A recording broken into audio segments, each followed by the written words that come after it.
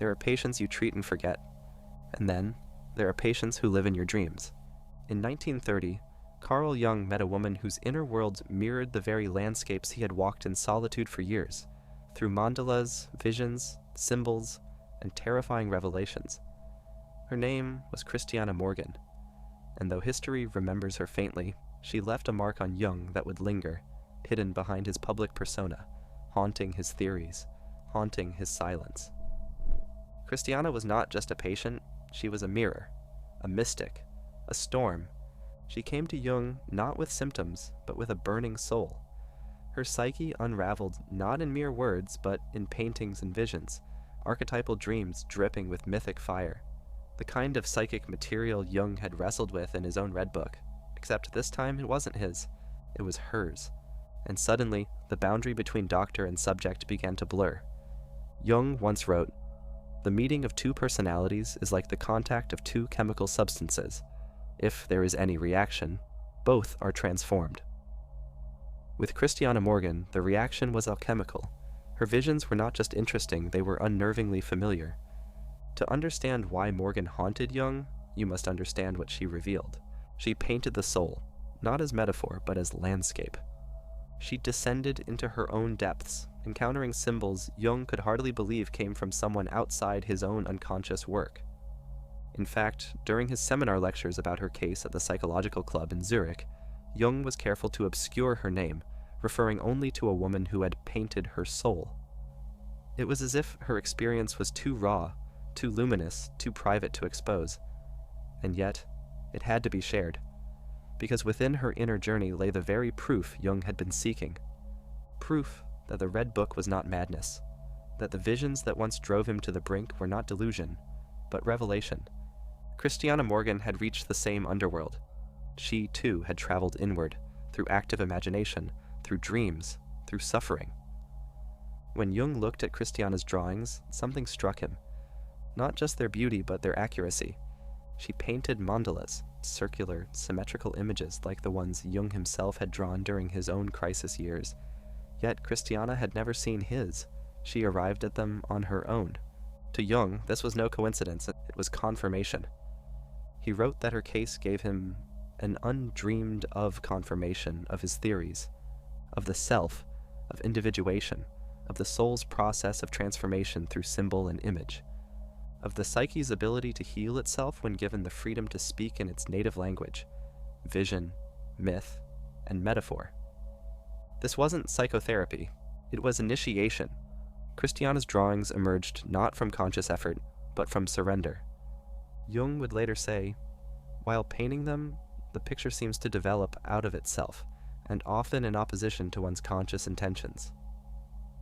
She was not crafting art, she was being spoken through, and what poured through her was timeless.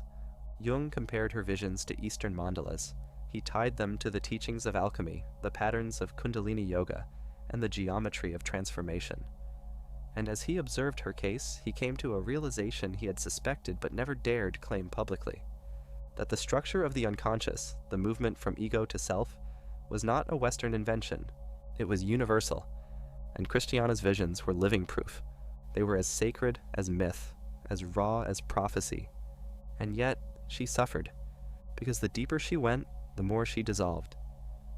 Her ego began to crumble under the pressure of the archetypes, and Jung, who had endured this path himself, knew the danger. Jung had often said that the journey into the unconscious was not for the faint of heart. To descend into the archetypal realm was to stand face to face with gods and monsters, with the buried bones of ancestral pain, and with the illusions you once called identity. And Christiana Morgan was descending faster than most. Her fantasies were mythic, apocalyptic, filled with cosmic battles, divine unions, symbolic animals, and overwhelming floods of feeling. In them, she was not just Christiana. She became the vessel for something far greater, a spiritual heroine, a priestess caught between sacrifice and transformation.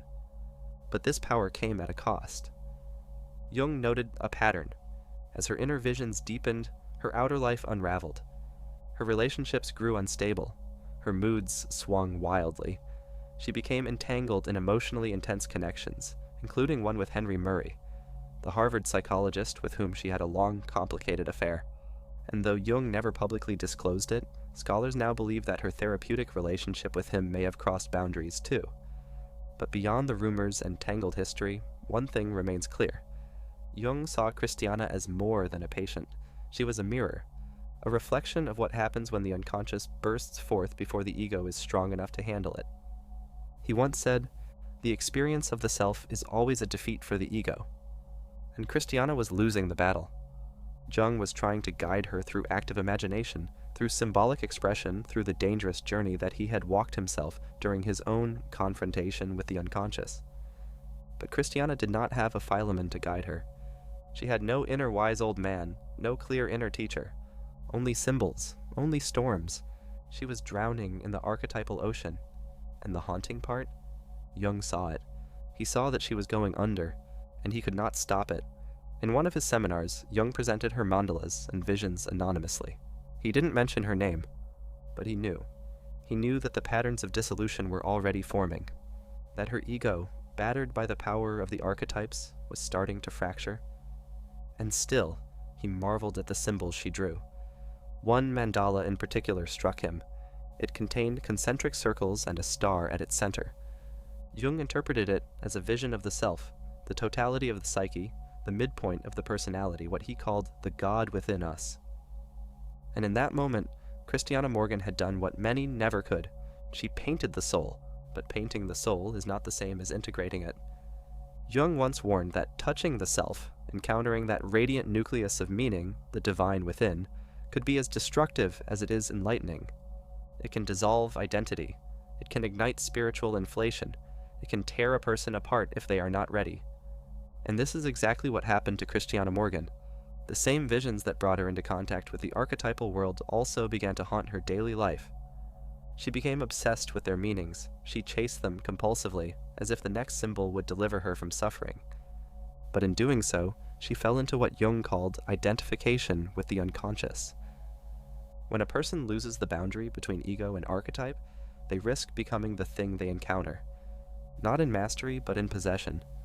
And a possession is not rare in visionary experiences. In fact, Jung wrote in his essay, The Psychology of the Transference, that a patient will often become so fascinated by the images of the unconscious that he identifies with them, thus inflating his ego or shattering it entirely. Christiana was inflating and then collapsing, oscillating between divine exaltation and depressive despair. And still, Jung watched. Still, he studied. Still, he hoped, perhaps naively, that her confrontation with the unconscious might yield transformation rather than destruction.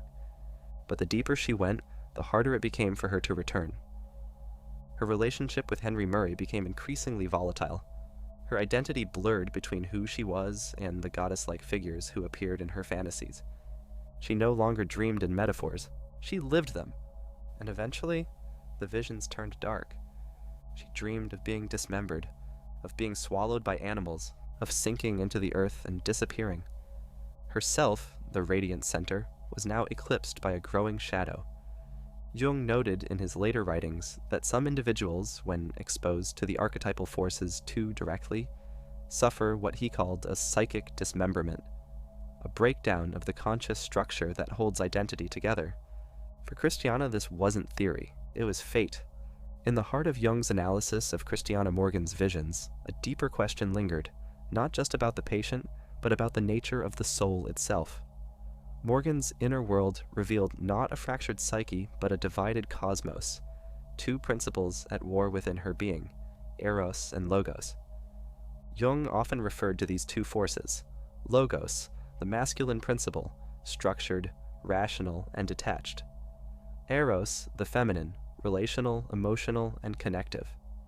Jung believed that the modern Western mind had grown so lopsided toward Logos that the soul, the Eros of life, had begun to rebel, and Morgan, in her vulnerability, became a kind of oracle for this imbalance. One of her visions described a feminine figure descending into a garden, encountering animals that spoke in riddles. This was no dream of escape. It was a psychic retrieval mission. The animals symbolized instinct, the garden, a lost Eden of feeling, and the feminine presence, the soul itself. Jung interpreted this not simply as personal symbolism, but as an archetypal rebalancing. He wrote in his seminar that Morgan was confronting the masculine tyranny of her own inner logos, voiced by judgment, perfectionism, and the need to explain everything. Her soul rebelled through symbol, through image, and through myth. This tension between Eros and Logos wasn't just in Morgan, it was in Jung.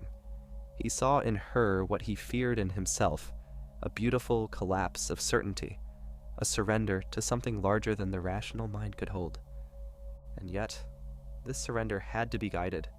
The images Morgan painted and described were powerful, but without integration, they could possess her. Jung often warned of the dangers of being overwhelmed by the unconscious. That's why the role of the analyst or the inner witness was so crucial. Without it, visions become hauntings. He wrote, "The unconscious takes on personality and it forces its images into consciousness, not to delight, but to demand." Christiana Morgan's case became a mirror, not just for the imbalance in the collective psyche, but for Jung's own spiritual tightrope walk. He was, after all, a man who had already met his inner prophet and his inner anima in the Red Book. But in Morgan, he met a living soul in the midst of that storm. It was no longer only an imagination, it was in the flesh. Her visions were his visions. Her language was the language of the soul that had once spoken to him. And for Jung, that was both illuminating and terrifying. Because here was the great danger. When the archetypes leap from the page into real life, they no longer obey your schedule. They no longer wait for analysis. They erupt. They demand recognition. And if you do not meet them with reverence, they will devour you. That was Morgan's lesson, and perhaps Jung's as well. As Jung delved deeper into Christiana Morgan's visions, he realized that what he was observing was not merely an emotional woman with an active fantasy life, but a direct and unfiltered manifestation of the archetypal Anima. In Jungian terms, the Anima is the inner feminine of the male psyche. But when it emerges in full force in a woman, particularly one as intuitive, creative, and wounded as Christiana, it doesn't fit neatly into theory. It overflows. It breaks rules. It becomes myth incarnate. And Morgan didn't just dream the Anima, she embodied her. Her visions took on increasingly cosmic proportions. She described inner landscapes torn apart by divine forces, symbols of death and rebirth, of golden men and dissolving faces, of labyrinths that led not outward, but deeper inward. She painted these scenes with a haunting tenderness, but underneath the beauty lay something Jung could never quite name: terror. Not terror of Morgan herself, but of what she represented. Jung once wrote that the Anima, when unintegrated, is a siren.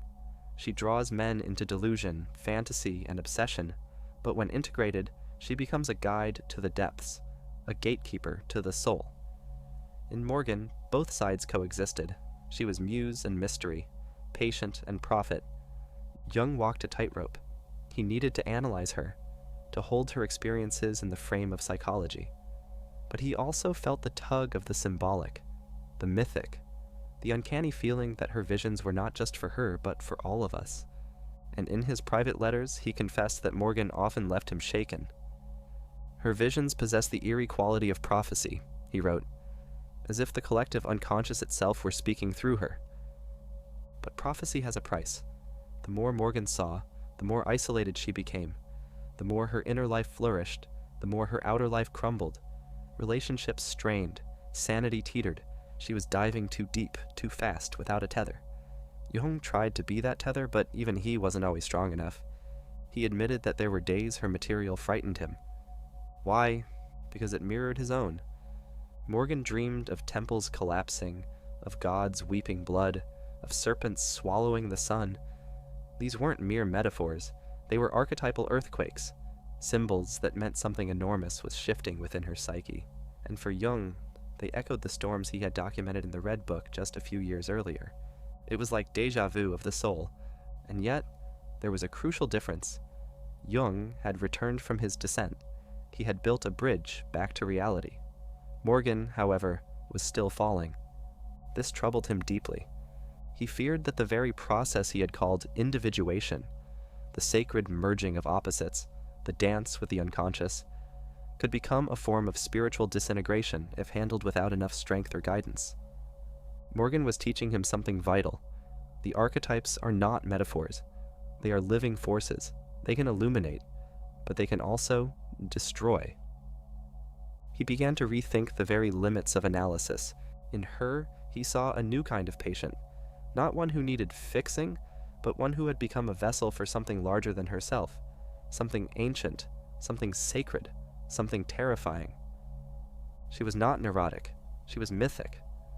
As Christiana Morgan descended further into her inner world, Jung found himself wrestling with an unfamiliar feeling.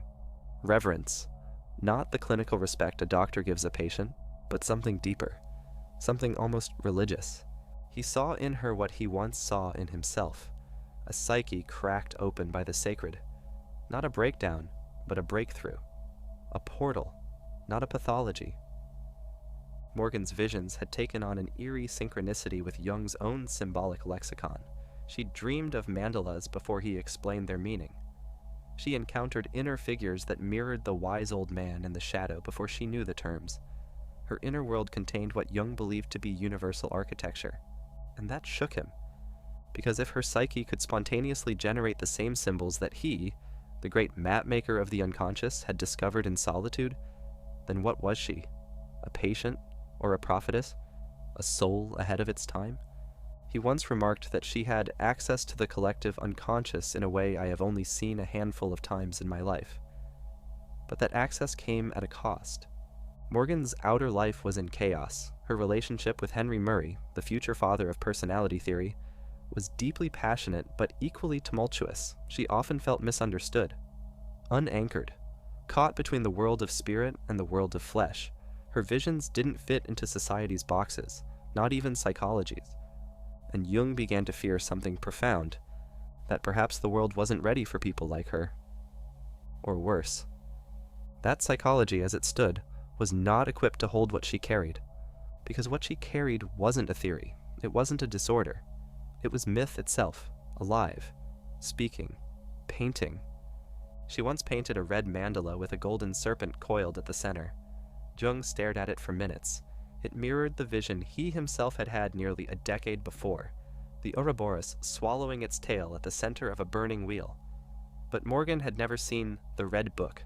She had never read his private manuscripts. She was channeling the same source. It was then Jung wrote in his notes something rarely seen in psychological writings. She is not my patient. She is my mirror. This single sentence changed everything, because it meant that analysis was no longer a one-way street, that the therapist is transformed by the patient, that the doctor is also the dreamer. And in Christiana Morgan, Jung saw what he called the raw material of the soul, not edited, not interpreted, just lived. And it terrified him, because he knew what it meant. It meant that all his teachings, all his theories about the self, the shadow, the anima, and the archetypes were not just clinical tools. They were oracles. They were thresholds. And Morgan was already on the other side. He wasn't the guide anymore. He was the witness. And that, for a man like Jung, was both humbling and holy. When the sessions with Christiana Morgan faded into the recesses of time, Jung was left with more than notes, more than sketches, more than symbols. He was left with a haunting. Morgan's presence lingered in his psyche like a dream he couldn't wake from. She had revealed to him not only the raw power of a visionary mind, but the terrifying beauty of a soul that dared to walk alone into the unconscious and not return the same. He once referred to her as the soul that danced with flame. And it's not a poetic exaggeration. Her visions came at a cost, her relationships frayed, her health declined. Her reality often blurred. But in Jung's eyes, this was not madness, it was martyrdom. She had paid the price that few are willing to pay, to know the self in full. Jung would later write, in The Relations Between the Ego and the Unconscious, that the experience of the unconscious is a crucifixion, that when the ego encounters the numinous, when it is flooded by archetypes, myth, shadow, and light, it doesn't evolve cleanly. It shatters. Christiana Morgan shattered. But in that shattering, something divine escaped, something eternal, something that even now, nearly a century later, speaks through her paintings and notes. It is the voice of the Anima Mundi, the world's soul, crying out from within a single human life. Jung's private reflections about Morgan remained hidden for decades. Many of his seminar transcripts were never published widely. Her paintings, once deemed psychologically significant, were boxed away and archived. And so, like many mystics, she became invisible to the history books, but not to Jung. In Memories, Dreams, Reflections, his spiritual autobiography, he does not name her directly, but the shadow of Morgan is present between every line about the unconscious feminine, the visionary artist, the sacrificed soul. He knew what she had done. She had shown him what few ever see, that the unconscious is not a place, it is a temple, and that within it are not only monsters and shadows, but gods. And she had stepped into that temple barefoot, with only her visions as offerings, and returned if only for a while to tell the tale. So what remains? What do we carry as viewers, as students, as seekers, watching this from our modern distance? We carry a warning and a gift. The warning is this: to confront the unconscious is not a game. It is not a hobby. It is not a recreational dabbling in dream interpretation and shadow quotes. It is, as Jung warned, a task of Hercules. Christiana Morgan descended into herself not to entertain insight, but to survive it. And the gift? She left us a map. Not a map of places, but of courage, of what it means to let the inner world speak, to be seen not by society, but by your own soul. She reminds us that your visions matter, that what you see in the dark, with eyes closed and heart open, matters, that your dreams are not nonsense. They are messengers. Symbols are not mere curiosities. They are blueprints of your evolution, that therapy is not just about coping, it is about alchemy. And above all, she reminds us that behind every theory, behind every archetype, behind every diagram Jung ever drew, was a human being, bleeding, burning, becoming someone like her, someone like you. So when you look into your own chaos, your own art, your own brokenness and brilliance, know this: you are not insane. You are a mirror of something ancient, and if you're brave enough to step into the inner world with no guide but your truth, you might meet Christiana Morgan, not literally, but in spirit, in the brush of a vision, in the silence after a dream, in the moment when you stop pretending and start becoming. That is when the real work begins. The work of the soul, the work that haunted Jung, the work that still calls to you now.